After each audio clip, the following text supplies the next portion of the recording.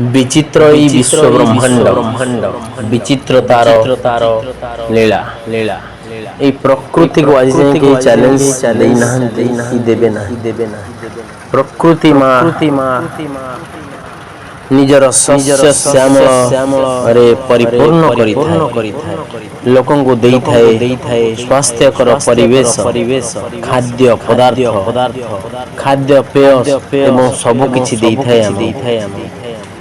प्रकृति मार कोଳରେ हसी खेली आमे बड़ होइछे एवं से प्रकृति ही दिने आमे मिसी जिबा ई प्रकृति हेउछि सबुज शस्य श्यामला माँ प्रकृति देखंतु केते सुंदर मनमोहक परिवेश पाखरे पुष्करिणी मंदिर अछि एवं तत्सहित देखंतु केते गछलता घेरा रे रहिछि प्रकृति देखंतु यह हमको शुद्ध वायु जोगाइबारे साहाय्य करिथाए प्रत्येक व्यक्ति प्रकृति को सुरक्षा देबा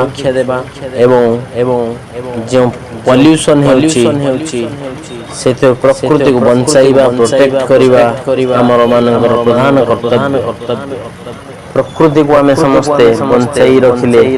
हम मानकर जीवन मध्य सुस्थ सुंदर और मधुरमय होई उठिबो तेणु प्रकृति बिना आम मानकर स्थिति ए विश्व रे असंभव ए पृथ्वी रे असंभव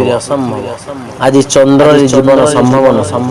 आज मंगल रे जीवन संभव न हो बोली आमे जो देखुचे तार कारण है से प्रकृति ना से केवल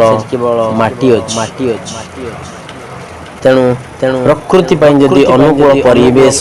सृष्टि न हुए तेबे जीव जगत संभव तेणु प्रकृति को अनुकूल परिवेश सर्वश्रेष्ठ जीव हिसाब से मनुष्य हिसाब से हमर कर्तव्य तेणु प्रकृति को नष्ट न करी यार सुरक्षा करिया वचनबद्ध हो।